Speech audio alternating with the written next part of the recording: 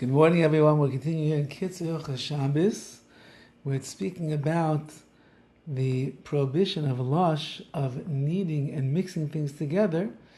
And we're going to speak about today things that are not going to be a prohibition.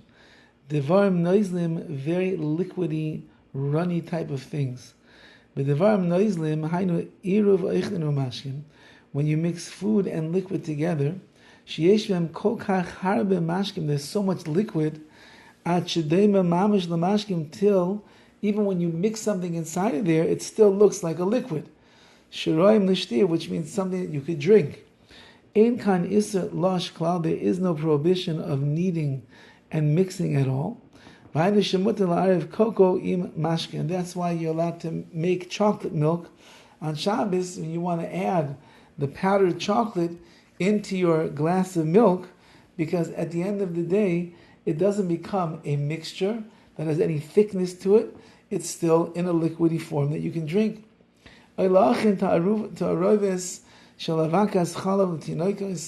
too, the milk that people that we give to children, the powdered milk that has to be mixed together with water and the like, all of that, that's not within the realm of this malach, of this prohibition at all.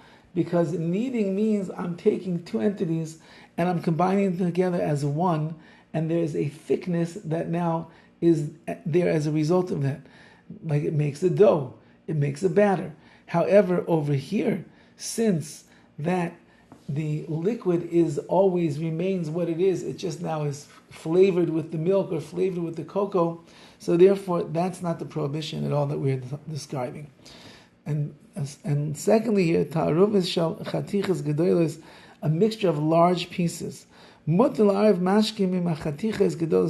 allowed to mix liquid with pieces that are a little bit big. Because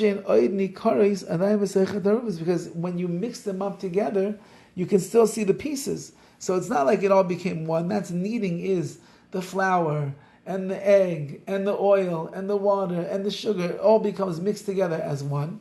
And you cannot discern the separate pieces anymore. But if I have larger pieces, even if I'm mixing them together with some kind of a liquid and I can see them, that's not considered kneading. Even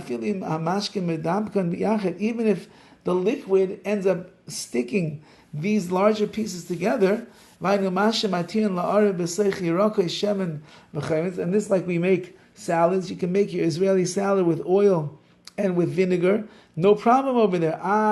It helps to bind together a bit the vegetables that are cut up. No, but since that they are larger pieces, your garden salad, whatever it might be, so therefore there's not going to be a prohibition. And this that we allow to make a mixture of potatoes. And I assume that he's talking about potato salad with mayonnaise. So you know that the mayonnaise is binding the potatoes and whatever other vegetables you have in there together with the potato salad. Why are we allowed to do that? Shegam kain einu dem l'lisha, because that case is also not considered to be like lisha, like kneading.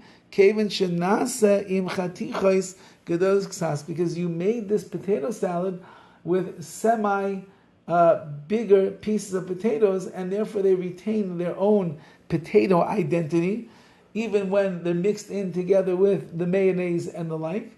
And since you can still see that they're potatoes, therefore you did not transgress the prohibition of kneading your mixtures or mixing the mixtures together in this case.